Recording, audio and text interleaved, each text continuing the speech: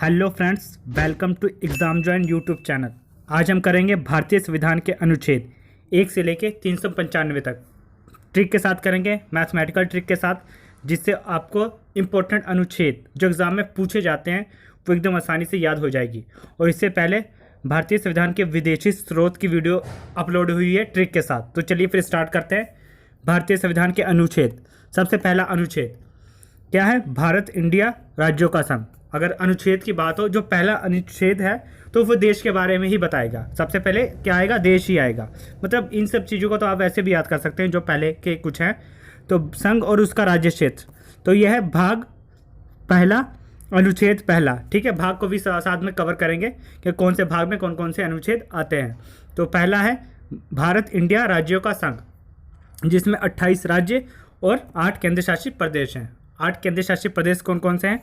अंडमान और Nicobar, Chandigarh, Delhi, JNK, Jammu and Kashmir. जो कि ये प्रस्तावित हुआ केंद्र शासित प्रदेश, वो डेट थी 5 अगस्त 2019। और जब ये बना, बिल्कुल जब ये बना तो वो हुआ था 31 अक्टूबर 2019 को। बिल्कुल इसे केंद्र शासित प्रदेश घोषित कर दिया गया था। लद्दाख, लक्षद्वीप, पुदुचेरी, दादरा और नगर हवेली और दमन एंड दीव, तो ये टोटल हैं केंद्र शासित प्रदेश। नेक्स्ट आगे अनुच्छेद 2 में क्या है? तो नए राज्यों का प्रवेश और स्थापना। अब इसमें वो देश के बारे में था, दूसरा क्या राज्यों के बारे में होगा, उससे छोटी चीज़ राज्यों के बारे में। तो नए राज्य कौन कौन से बनाए जा सकते हैं और उसका प्रवेश और उसकी स्थापना में। तीसरा क्या है कि उनके नामों में कौन कौन से परिवर्तन कर सकते हैं।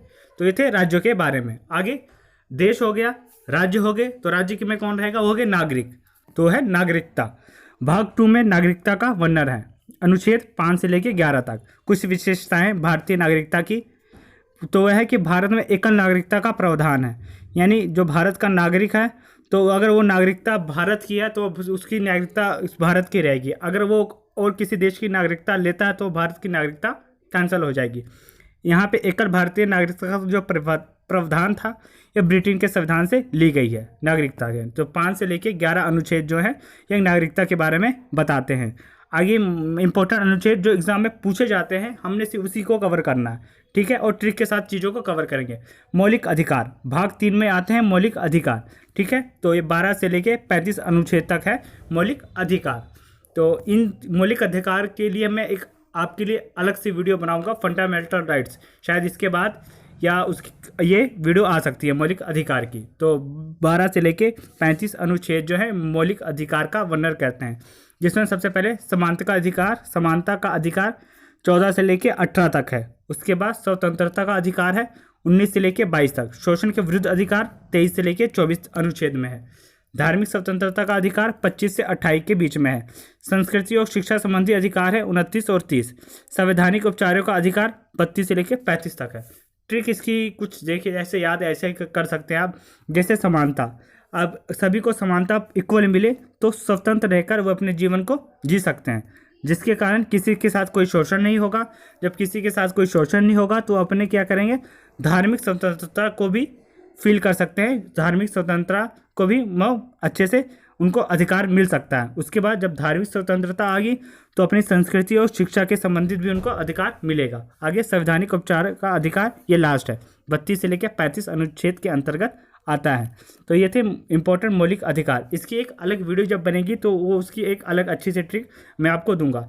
चलिए फिर आगे नेक्स्ट भाग 3 मौलिक अधिकार 12 से लेकर 35 अनुच्छेद के अंदर जो आते हैं, तो इसमें जो एग्जाम में क्वेश्चन बन सकते हैं, जैसे प्रेस की स्वतंत्रता, ये 19A के अंतर्गत आती है। आगे अनुच्छेद 21 6 से लेकर 14 वर्ष की आयु के समस्त बच्चों को निःशुल्क शिक्षा, यह है अनुच्छेद 21।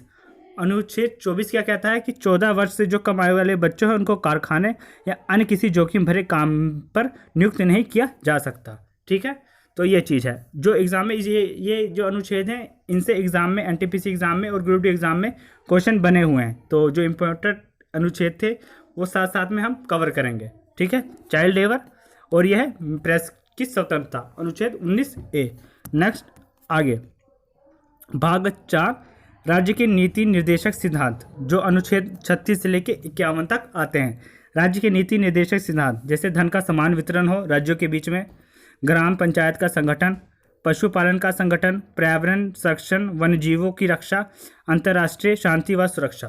तो यह है राज्य के नीति निर्देशक सिद्धांत जो राज्यों के अंतर्गत आते हैं। तो यह है किसके अंतर्गत है? तो यह है 36 से लेके 51 अनुच्छेद के अंतर्गत यह है भाग 4 में। नेक्स्ट आगे राज्य के नीति निर्देशक सिद्धांत ये 36 से लेके 51 अनुच्छेद तक है। तो इसकी जो प्रेरणा है वो आयरलैंड के संविधान से ली गई है। अनुच्छेद 38 राज्य लोक कल्याण की व्यवस्था जिसमें नागरिक को सामाजिक, आर्थिक तथा राजनीतिक न्याय मिले। तो यह अनुच्छेद 38 है।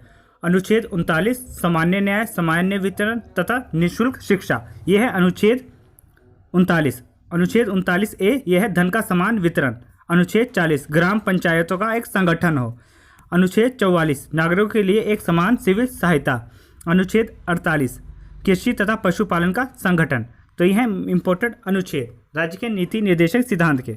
आगे मैथमेटिकल ट्रिक से हम राष्ट्रपति और उपराष्ट्रपति, मुख्यमंत्री, राज्यपाल इन सभी की वीडियो को कवर करेंगे। तो इसकी प्रेरणा आयरलैंड के संविधान से ली गई है। क्या? राज्य के नीति निर्देशक सिद्धांत। इसको भी आप कुछ ट्रिक के साथ याद कर सकते हैं, जैसे राज्य लोक कल्याण की व्यवस्था। तो राज्य में जो लोग हैं उनके कल्याण के लिए कुछ किया जाए। तो ये अनुच्छेद 38 में है।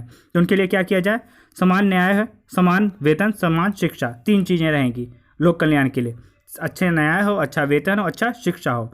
तो अच्छा जब न्याय होगा तो उसमें क्या होगा? धन का समान वितरण होगा। तो 38 से 39 हो गया। धन का समान वितरण होगा तो ग्राम पंचायत जो है गांव के वो अच्छे तरीके से चल सकेंगे। ठीक है। आगे क्या? अनुच्छेद 44। तो इसके लिए क्या होगा?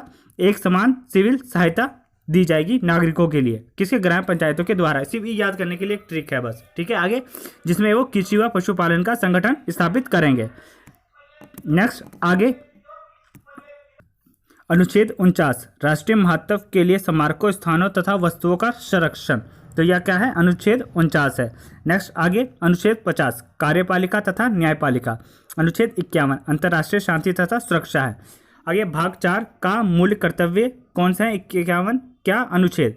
तो यह है मूल कर्तव्य। ठीक है। भाग 4 में ये भी कवर किए जाते हैं मूल कर्तव्य भारत के। तो 51 का के अनुच्छेद हैं। टोटल मूल कर्तव्यों की संख्या कितनी है? 11 है। तो ये किस संविधान से ली गई है? तो ये रूस के संविधान से ली गई है। कर्तव्य, मौलिक कर्तव्य जिसे कहते हैं।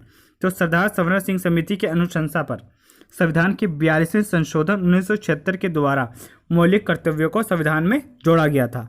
नेक्स्ट आगे ये है, यहाँ से मैथमेटिकल ट्रिक के साथ इस वीडियो को कवर करेंगे। आगे राष्ट्रपति, उपराष्ट्रपति, प्रधानमंत्री, मुख्यमंत्री तथा राज्यपाल, इन सब चीज़ों को ध्यान से आप देखते जाइए कैसे हम सब चीज़ों को कवर करेंगे। तो ये भाग 5 संघ में आते हैं। किसमें?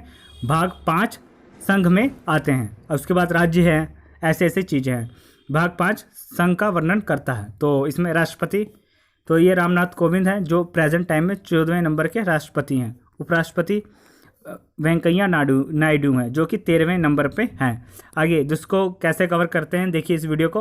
अनुच्छेद 52 तो ये राष्ट्रपति का वर्णन करता है। तो इसमें आपने क्या करना है? +11 कर देना बस, वो आ जाएगा उपराष्ट्रपति। ठीक है। फिर +11 करेंगे तो आ जाएगा अनुच्छेद 74, वो है प्रधानमंत्री। ठीक है। बस ऐसे याद रखना है। याद आपने सिर्फ किसका रखना है? राष्ट्रपति का। अनुच्छेद 52 +11 करेंगे क्या आ जाएगा? उपराष्ट्रपति आ जाएगा। फिर +11 वो आ जाएगा प्रधानमंत्री। आगे अनुच्छेद 53 संघ की कार्यपालिका शक्ति। तो आगे अनुच्छेद क्या है? संघ की कार्यपालिका शक्ति किसके हाथ में हो? राष्ट्रपति के हाथ में हो। आगे राष्ट्रपति का निर्वाचन, तो राष्ट्रपति का जो निर्वाचन है वो है अनुच्छेद 55। तो इसमें +11 करेंगे तो क्या आ जाएगा? अनुच्छेद 66 उपराष्ट्रपति का निर्वाचन। बस ऐसे ऐड करना है बस। इसमें क्या आ जाएगा? उस उपराष्ट्रपति का निर्वाचन। आगे अनुच्छेद 56 यह है कार्यकाल, जिसमें +11 करेंगे तो वो क्या आ जाएगा? कार्यकाल किसका? उपराष्ट्रपति का। आगे योग्यता, अनुच्छेद 58 राष्ट्रपति की योग्यता के बारे में वर्णन करता है। अनुच्छेद 64 यह राज्यसभा का प्रधान सभापति हो। कौन? उपराष्ट्रपति। तो यह है टोटल राष्ट्रपति और उपराष्ट्रपति के महत्वपूर्ण अनुच्छेद जो एग्जाम में पूछे जाते हैं। आगे भी हैं इनके बारे में, जैसे अनुच्छेद 56(2) त्यागपत्र ये राष्ट्रपति को देता है। कौन? राष्ट्रपति त्यागपत्र किसे देता है? उपराष्ट्रपति को देता है। अनुच्छेद 61 महाभियोग द्वारा राष्ट्रपति को कैसे हटाया जाए। तो यह है अनुच्छेद 61 जो कि किस संविधान से लिया गया है? तो यह लिया गया है अमेरिका के संविधान से। ये इसकी वीडियो मैंने आपको अपलोड की है ट्रिक के साथ, उसे आप देख सकते हैं, उसका लिंक मैं आप इस वीडियो के डिस्क्रिप्शन में दे दूंगा। आगे अनुच्छेद 111 विधेयक लौटा सकता है। अगर कोई विधेयक राष्ट्रपति पास नहीं करना चाहता तो वो उसे लौटा सकता है। अनुच्छेद 111 में इसका वर्णन है, क्योंकि राष्ट्रपति के ऊपर कोई दबाव नहीं होता। आगे अनुच्छेद 123 ये अध्यादेश जारी कर सकता है अनुच्छेद 123 के द्वारा राष्ट्रपति। आगे उपराष्ट्रपति अनुच्छेद 65 राष्ट्रपति का पद खाली होने पर उसकी जगह ले सकता है, लेकिन अधिकतम अवधि जो है वो 6 माह होनी चाहिए। नेक्स्ट आगे प्रधानमंत्री का अनुच्छेद, तो अनुच्छेद 74 ये प्रधानमंत्री का वर्णन करता है। अनुच्छेद 75 नियुक्ति राष्ट्रपति के द्वारा प्रधानमंत्री की, तो इसका वर्णन अनुच्छेद 75 में है। आगे महान्यायवादी काफ़ी इंपॉर्टेंट ये एक पोस्ट है, तो यह इसके जो प्रेजेंट में है वो है के वेणुगोपाल हैं, जो कि 15वें नंबर के हैं। आगे अनुच्छेद 76 में राष्ट्रपति के द्वारा महान्यायवादी की नियुक्ति, तो इसके बारे में इसका वर्णन है। भारत का महान्यायवादी ना तो संसद का सदस्य होता है ना ही मंत्रिमंडल का सदस्य होता है, परंतु वो संसद की समितियों में बोल सकता है, क्योंकि एक एडवाइजरी के तौर पे। नेक्स्ट आगे किसके अनुच्छेद है? भारतीय संसद अनुच्छेद 79, तो इसमें संसद का वर्णन है। भारतीय संसद का वर्णन अनुच्छेद 79 में है। और इसके दो और हैं कैटेगरी, जैसे राज्यसभा और लोकसभा, तो राज्यसभा का वर्णन अनुच्छेद 80 में है, जो कि एक उच्च सदन है। उसके बाद लोकसभा का वर्णन अनुच्छेद 81 में है, जो कि एक निम्न सदन है। इसके बारे में देखेंगे भारतीय संसद अनुच्छेद 79। ये देखिए, ये हो गया पहले संसद, जिसका अनुच्छेद 79 में इसका वर्णन है। तो इसके अंदर मीटिंग्स होती हैं, लीडर्स लोग बैठते हैं, किसी कोई विधेयक पास करना हो या कुछ राज्यों के बारे में कौन कौन सी समस्याएं हैं, तो इसमें एक महासचिव होता है पूरा एक प्रॉपर, जैसे कि वो राज्यसभा है तो इसका जो अध्यक्ष होता है, जो उस पर होता है वो होता है उपराष्ट्रपति होता है। लोकसभा में ओम बिरला है जो प्रेजेंट टाइम में है, तो ये उनके अध्यक्ष हैं, महासचिव हैं। तो ये सब चीज़ें होती हैं। तो राज्यसभा अनुच्छेद 80 में इसका वर्णन है और लोकसभा अनुच्छेद 81 में इसका वर्णन है। नेक्स्ट, जिसको स्पीकर बोला जाता है एक्चुअल में लोकसभा में, ओम बिरला में प्रेजेंट टाइम में। तो नेक्स्ट आगे, तो अनुच्छेद 79 संसद का वर्णन है, जिसमें राज्यसभा और लोकसभा को कवर करेंगे। राज्यसभा एक उच्च सदन है और लोकसभा है वो निम्न सदन है। तो लोकसभा, इसका जो पुराना नाम था वो था जनता का सदन। 1954 में इसका नाम चेंज किया गया और इसका नाम लोकसभा रखा गया। अनुच्छेद 80 राज्यसभा का वर्णन, अनुच्छेद 81 लोकसभा का वर्णन, बस एक का ही डिफरेंस है। 89 में सभापति तथा उपसभापति हैं किसके? राज्यसभा के। अनुच्छेद 75(3) क्या है? कार्यकाल 5 वर्ष का होना चाहिए लोकसभा का। पहले हम इसको कवर कर लेते हैं राज्यसभा के बारे में। अनुच्छेद 83 क्या है? कार्यकाल 6 वर्ष का होता है, परंतु जो 1/3 सदस्य हैं वो 2 साल के बाद सेवानिवृत्त होते हैं। 1/3 सदस्य। राज्यसभा का प्रथम उपसभापति कौन थे? वो थे श्री BS कृष्णमूर्ति राव थे। आगे लोकसभा इसमें जो है अनुच्छेद 108 संयुक्त अधिवेशन हो सकता है राज्यसभा और लोकसभा का इकट्ठे। कभी कभी कुछ विधेयक ऐसे होते हैं जब एक सदन में पास नहीं होते, तो उपराष्ट्रपति या राष्ट्रपति को ये अधिकार होता है कि दोनों को कंबाइन करके एक सदन बुला सकता है, जिसे कहते हैं संयुक्त अधिवेशन। अनुच्छेद 330 यह है अनुसूचित जातियों और जनजातियों के लिए आरक्षण। लोकसभा का प्रथम अध्यक्ष कौन था? वो था श्री GV मांगलवकर, ये लोकसभा के प्रथम अध्यक्ष थे। नेक्स्ट आगे राज्यपाल के बारे में, काफ़ी इंपॉर्टेंट है राज्यपाल के बारे में। राज्यपाल के इंपॉर्टेंट अनुच्छेद 153 राज्यपाल का वर्णन करता है। और अनुच्छेद 156(1) यह है राष्ट्रपति द्वारा यह नियुक्त किया जाता है, तो इसका वर्णन अनुच्छेद 156 में है। अनुच्छेद 156(2) पद त्याग किसका? राज्यपाल का। आगे अनुच्छेद 332 इसमें अनुसूचित जातियों और जनजातियों का विधानसभा में आरक्षण, तो यह है अनुच्छेद 332। आगे अनुच्छेद 333 इसमें अगल भारतीय समुदाय का आरक्षण विधानसभा में। अनुच्छेद 164 राज्यपाल विधानमंडल का अभिन्न अंग है, तो यह है अनुच्छेद 164, काफ़ी इंपॉर्टेंट है। अनुच्छेद 164 राज्यपाल विधानमंडल का एक अभिन्न अंग होता है। अनुच्छेद 163 राज्य में एक मंत्री परिषद हो। आगे अनुच्छेद 213 तो है राज्यपाल अध्यादेश जारी कर सकता है। ये अगर 213 है तो राज्यपाल अध्यादेश जारी कर सकता है, इसे उल्टा कर देंगे 123 कर दोगे तो क्या हो जाएगा? वो हो जाएगा कि राष्ट्रपति अध्यादेश जारी कर सकता है। इसको आप ऐसे ट्रिक के साथ घुमा सकते हो चीज़ों को। नेक्स्ट आगे राज्यपाल हमने इस वीडियो में कवर किया। आगे नियंत्रण महालेखा परीक्षक और मुख्यमंत्री। नियंत्रण महालेखा परीक्षक यानी computer and auditor general of India, काफ़ी इंपॉर्टेंट पोस्ट है भारतीय में। तो अनुच्छेद 148 ये नियंत्रण महालेखा परीक्षक है। अनुच्छेद 148 ये वर्णन करता है। आगे अनुच्छेद 149 उसके कर्तव्य के बारे में बताता है नियंत्रण महालेखा परीक्षक के। अनुच्छेद 150 संघ और राज्यों का लेखा का प्रारूप इसके पास होता है। 150 ये इस चीज़ का वर्णन करता है। आगे मुख्यमंत्री ये 167 के अंतर्गत आता है।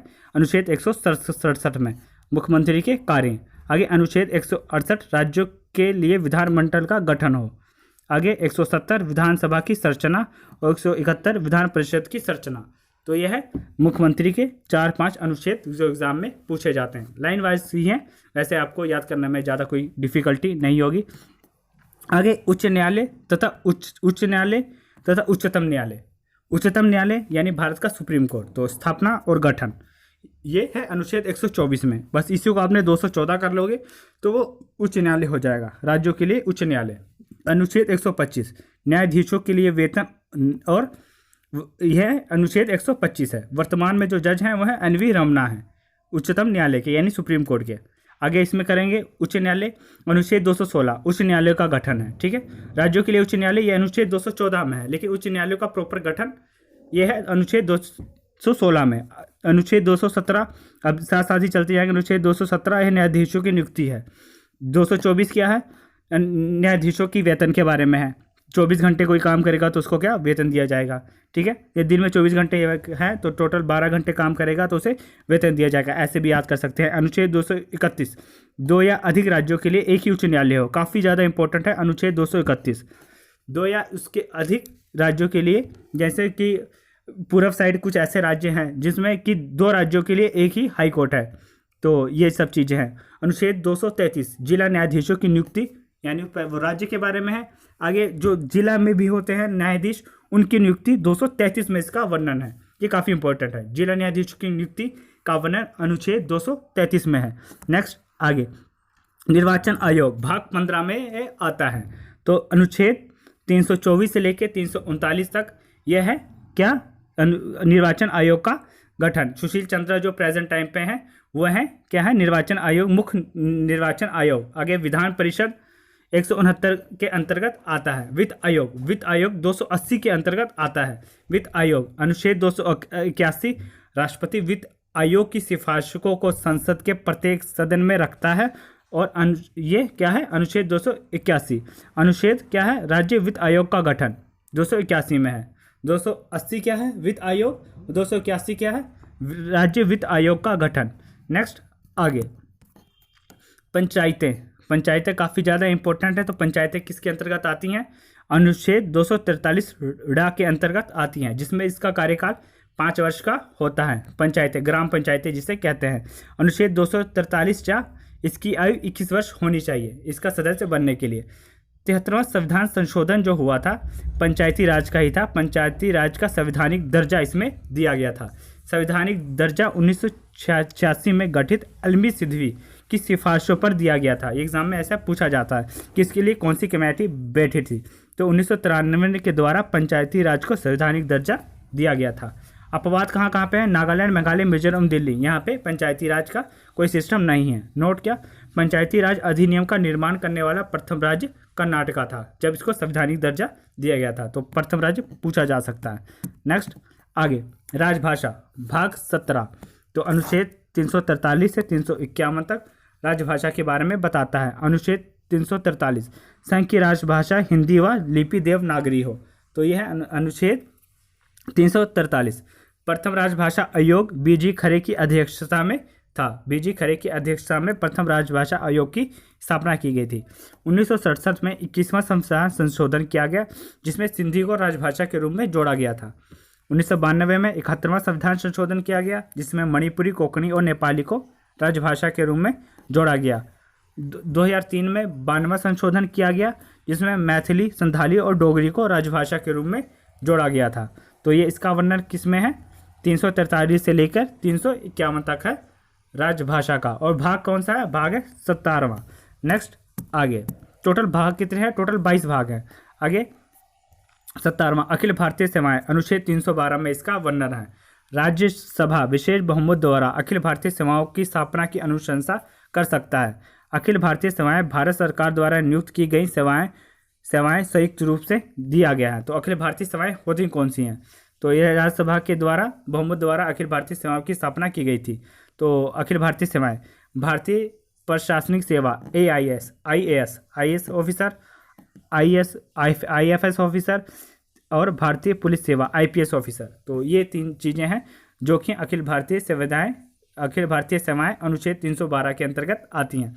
अनुच्छेद 315 लोक सेवा आयोग भारत में UPSC की भर्ती की एक एजेंसी है।